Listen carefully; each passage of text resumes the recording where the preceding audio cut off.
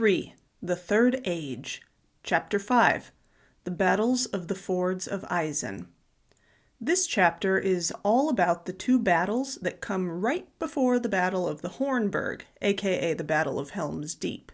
But before we get into that, first a little background information from various notes and appendices to this chapter. Now you know Theoden, king of Rohan. Well, he had a sister called Theodwyn, who was married to Eomund of Eastfold, a Marshal of the Mark. Their two children are Éomer and Eowyn. After Eomund and Theodwyn die, Éomer and Eowyn go to Edoras to live with their uncle Theoden and his one and only son, their cousin Theodred. Now, you might be wondering what a Marshal of the Mark is and does. This is the title for the highest military rank in Rohan. There are usually 3 marshals, and they command the royal forces of fully equipped and trained riders. The first marshal's ward is Edoras and the adjacent lands, and it's from these areas that he musters riders during times of war. During most of Theoden's reign, he takes the role of first marshal himself, and the other 2 marshals of the Mark, the second and third marshals, are assigned commands based on what's needed at the time, so they don't have fixed duties. The second marshal is based at Helm's Deep and musters riders from the West Mark. Near the beginning of the War of the Ring, Theodred is the second marshal. This is an important role because Saruman's threat is the greatest at that time, so the West Mark is of utmost strategic importance. Éomer is third marshal, just like his father was, and his ward is the East Mark. His base is at Aldburg, right about here. So now that we have some basic nomenclature down, let's go back in time in order to examine the history surrounding the fords of Isen and the lands nearby. A long time ago, in the days of the kings of Gondor, we know the great road passes over Isen and through Dunland on its way from Minas Tirith to Fornost. During this time, the Dunlendings posed no threat to people in the land that was then known as Calenarthon. But when the days of the kings end and the waning of Gondor begins, we know the road becomes unkept and the bridge at Tharbad deteriorates. The Gap of Calenarthon, however, is still watched by what are now known as Isengard and the Hornburg, but at the time those places are known as Angrenost and Aglarond. Thus the fords are protected. But as the population of Calenarthon dwindles, the people who run the fortresses become farther and farther removed from the affairs of Minas Tirith, and their subjects begin to mingle with the Dunlendings. So these places are greatly weakened, and then they're overrun during all those incursions from the Easterlings. However, after Cirion invites the Eotheod to settle Calenarthon, they not only drive out the Easterlings, but also drive the Dunlendings back over the Isen. Thus the Rohirrim earned the hatred of the Dunlendings, which was not appeased until the return of the king, then far off in the future. Whenever the Rohirrim were weak or in trouble, the Dunlendings renewed their attacks. So even though the people of Rohan guard their land faithfully, and are an excellent ally to Gondor, they still have some vulnerabilities. Let's see why. So the stewards of Gondor never really pay attention to any possible attack from Dunlendings because their attention is always focused to the east. The stewards are the keepers of the keys to Orthanc, by the way. They actually shut the tower and keep the keys at Minas Tirith, while only a small set of hereditary Gondorian chieftains guard Isengard itself. The Rohirrim are given the run of Aglarond, where the guards of the fords live. These guys tend to stay away from Isengard, they don't really like it, and actually emissaries from Minas Tirith to Isengard come so seldom that they eventually just stop coming at all. Like the stewards just quit caring about any possible enemies from the west, even though Isengard is a perfect command of the western frontier. It's best situated to guard the gap. But by the time of the reign of King J.R.R. of Rohan, the hereditary line of Gondorian guards has failed, and their subjects, who now run Isengard, are mixed with Dunlendings and are much friendlier to those guys than to the Rohirrim. So Dunlendings start to infiltrate Rohan and even start building settlements there. Isengard is obviously helping them, and neither Rohan nor Minas Tirith is paying much attention. But when the Dunlendings start to openly raid the Rohirrim's horses in Westfold, the Rohirrim figure they must have come in through the north because the fords, which are farther south, are being guarded. So Éomer leads an expedition northwards, defeats some Dunlendings, and goes to Isengard. Well, the inhabitants of Isengard are obviously hostile to him. He asks help from Minas Tirith, but doesn't receive it. So the Dunlendings remain in occupied Isengard until the long winter, when they are starved out and surrender to King Freylaf, who gives them the boot. And right after that, Saruman comes along and offers to take up his abode in Isengard. Now, the current steward gladly hands the keys over to him, and King Freylaf is happy that an ally is finally in such a strategic spot. Hooray! Now the Rohirrim just have to worry about guarding the fords. Until, Saruman turns evil and betrays everyone. Which brings me to the beginning of this chapter. Now, here's the political situation. We know that Grima Wormtongue has been poisoning Theoden's mind for a few years, so that the king is much weakened and neglects his realm. And Saruman's first move in preparation for his invasion of Rohan is to have Theodred, the king's son, killed. Why? Because, as the first sentence of the chapter states, the chief obstacles to an easy conquest of Rohan by Saruman were Theodred and Éomer. Since Theodred is the Marshal of the Westmark, it makes sense to kill him first, not to mention the fact that ever since Theoden's senility, he's taken over command of everything having to do with the military. And we already know that Éomer is a formidable warrior, so naturally Saruman wants these two guys out of the way. The river Isen comes swiftly down from its source near Isengard, slows down in the flat gap, and then veers sharply west. The fords are located right before the river turns.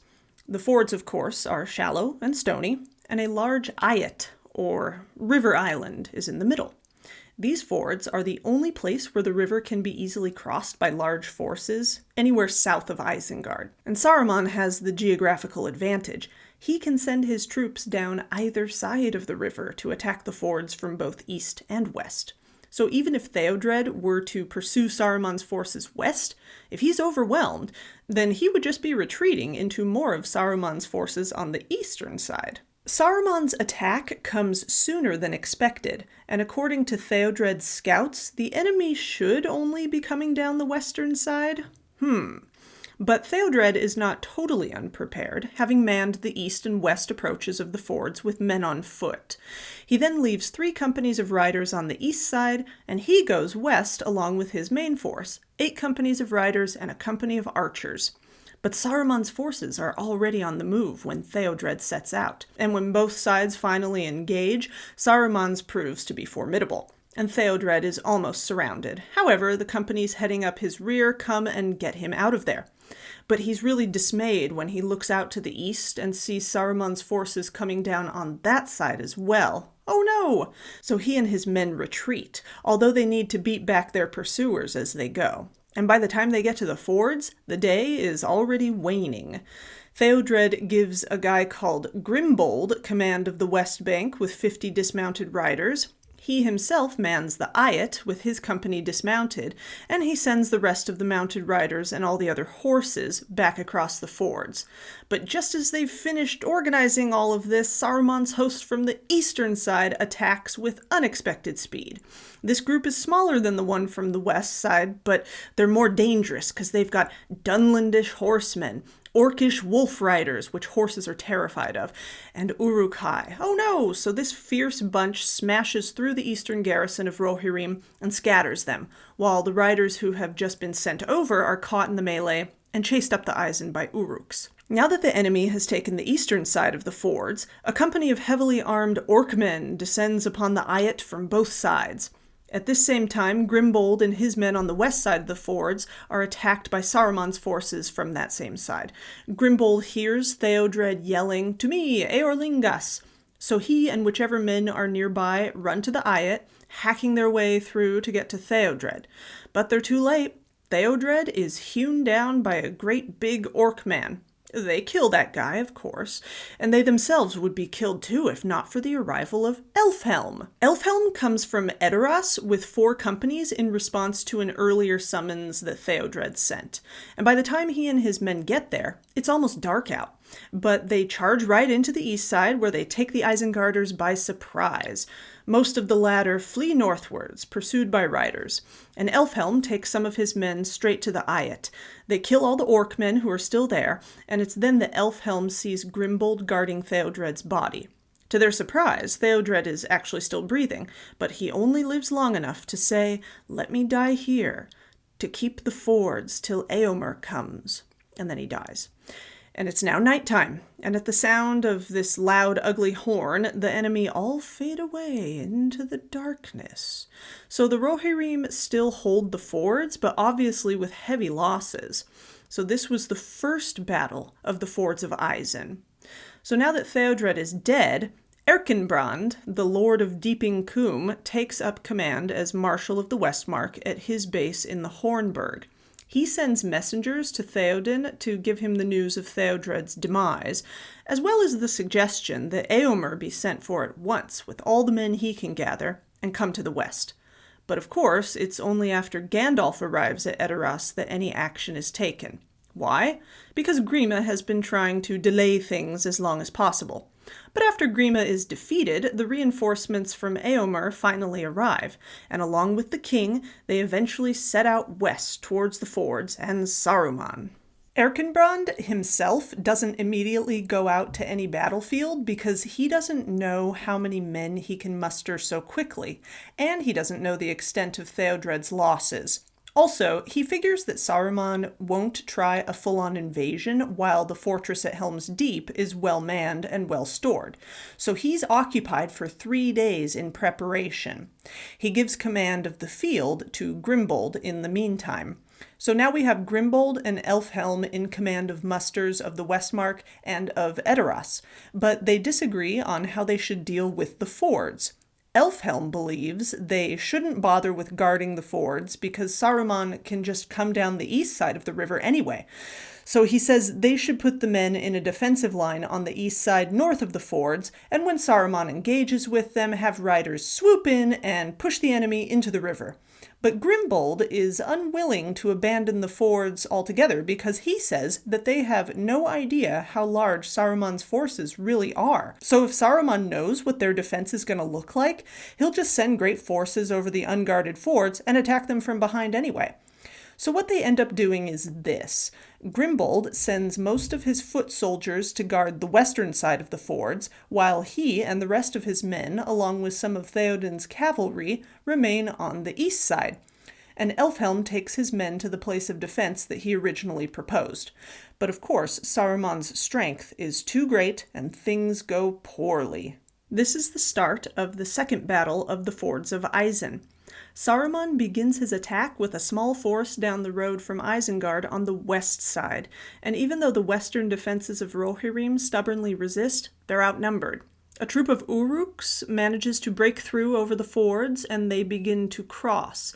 And even though Grimbold and his men stationed on the east side hold them back for a bit, the orcs force them to retreat back out of the ford. So Grimbold suffers much loss, but he still manages to keep the eastern side of the river.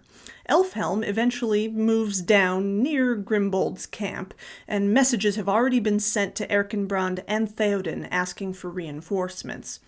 And at midnight, the red lights of tons of torches appear in the distance, coming down from the north on the western side of the river. This is the vanguard of Saruman's force arriving for its invasion of the Westfold. As this force crosses the river, Grimbold and his men withdraw and form a shield wall around their camp, which the enemy is actually not able to break through. At this moment, Grimbold realizes that Helm's dismissal of trying to hold the fords was not such a bad idea. But just then, he also notices the attack has somewhat abated. So he takes this chance to send whichever riders he can out of the shield wall, and they turn on the orcs, who are confused as to where they came from because it's dark outside, and all the men wind up scattering into the darkness. And Saruman's commander there decides not to bother chasing them, so he just continues on south towards Helm's Deep. Thus, most of Grimbold's men miraculously survive. Now, why wasn't Elfhelm able to come help? He was nearby, wasn't he? Well, because he is busy with wolf riders who have gone on ahead of their main host. The main host is more than half of Saruman's forces, and they have come down the eastern side of the river. Elfhelm has no idea this great force is coming because they are not carrying any torches. So anyway, the wolf riders force him and his men to retreat eastward. And Gandalf, along with Theoden and the host from Edoras that's been heading towards the fords, only get news of the disaster of this second battle late the next day from a lone messenger. At this point, Theoden's host is nearing Helm's Deep, so Gandalf tells him to just go there, because he obviously doesn't need to go to the fords now. And meanwhile, Gandalf takes this chance to rush towards Isengard. He gets there, he sees what the Ents have been up to, and he turns right back around and goes south again. And it's when he's coming back south that he comes across Grimbold and Elfhelm with their men. So he tells Grimbold to go join Erkenbrand. And then the text ends.